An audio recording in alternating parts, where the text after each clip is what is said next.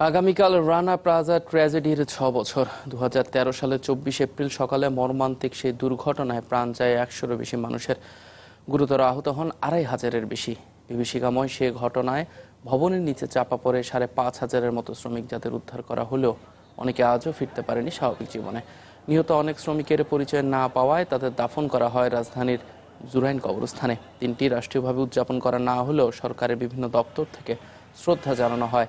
রানা প্লাজার অস্থায়ী বেদিতে আসেন শোকাহত পরিবারের লোকজন।